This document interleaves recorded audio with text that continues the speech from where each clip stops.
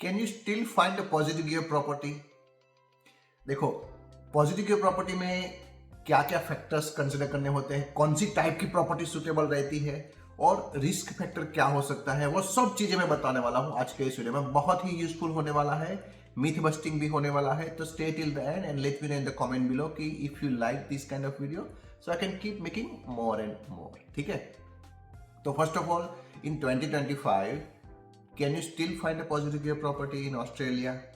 The answer is yes, कर सकते हो।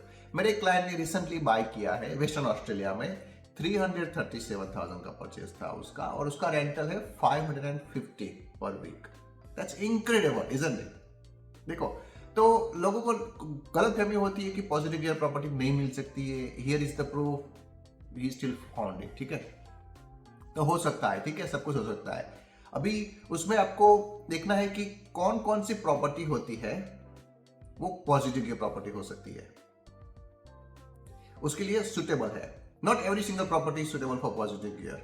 आई don't recommend every single property for positive gearing. उसके पहले मैं ये बता देता हूं कि पॉजिटिव गियरिंग जो कैलकुलेट करते हैं वो कैसे करना चाहिए। मोस्ट ऑफ द एजेंट्स जो क्या करेंगे, मान लीजिए कि आपने 400,000 का प्रॉपर्टी परचेज किया और आपने लोन लिया 80%, 320,000 का लोन लिया, तो वो लोग क्या बताएंगे कैश फ्लो कैलकुलेशन में कि जो आपका पॉजिटिव गियरिंग है based on loan amount of $320,000। लेकिन लोग ये भूल जाते हैं, गलती कर देते हैं कि आपने 20% डिपॉजिट आपके जेब से निकाला, स्टैम्प ड्यूटी का भी खर्चा निकालोगे, तो वो सब तो आपके जेब से जाएगा ना। तो वो यदि पैसे आपने स्पेंड नहीं किए होते, इन्वेस्ट नहीं किए होते, आपके ऑप्शन में पड़े रहते, तो आपको वो बेनिफिट मिलता। तो मैं क्या मानता हूँ, रियल में यदि आपको पॉजिटिव गियर कैलकुलेशन करना है तो पूरा परचेज प्राइस है, उस पे ऊपर जो आप खर्चा करते हो, stamp duty, solicitor, buyers agent, कुछ भी आपका एक्सपेंसेस होता है, वो सबको मिला लो, उस पे आप इंटरेस्ट कैलकुलेट कीजिए कि कितना है, और उसके अगेंस्ट में रेंट का इनकम देख लीजिए। ठीक है, तो आई गिव यू एग्जांपल कि मान लीजिए कि आपने 4 लाख की प्रॉपर्टी ली, स्टैम्प ड्यूटी, बायर्स इधर उधर करके आपको 450 का टोटल परचेज पड़ा।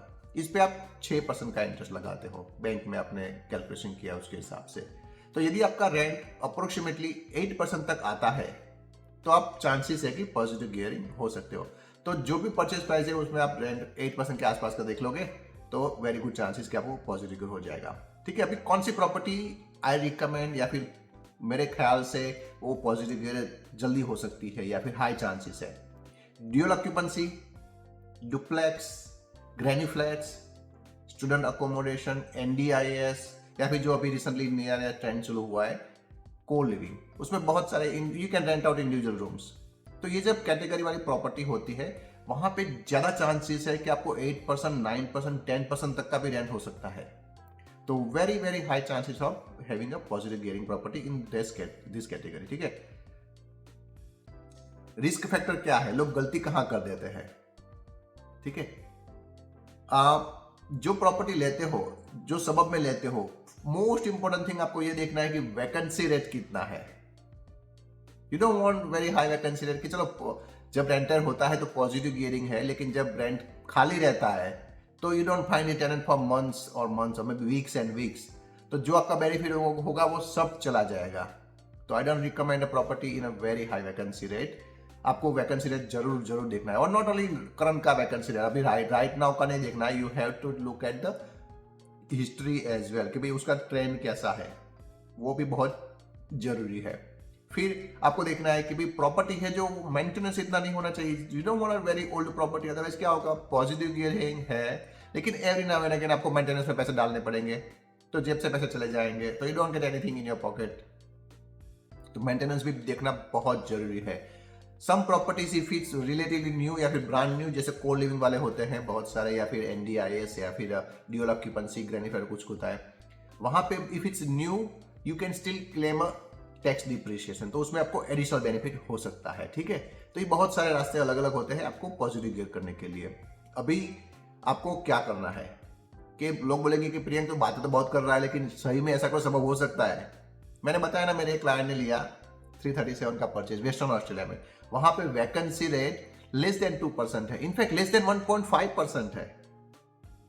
ठीक है, उसका ग्रोथ कितना है, पिछले 3 साल में 24% ग्रोथ है। अमेजिंग ना।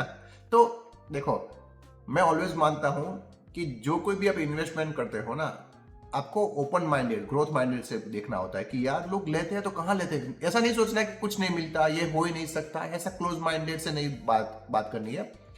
Think about like where do people buy, how can they buy. ठीक है, तो आपको आंसर्स मिलने शुरू हो जाएंगे। If you need any kind of help to find positive properties, we can reach out to us. We are buyers agent in Australia. We buy all over Australia. And let me know in the comment below if you like this kind of video.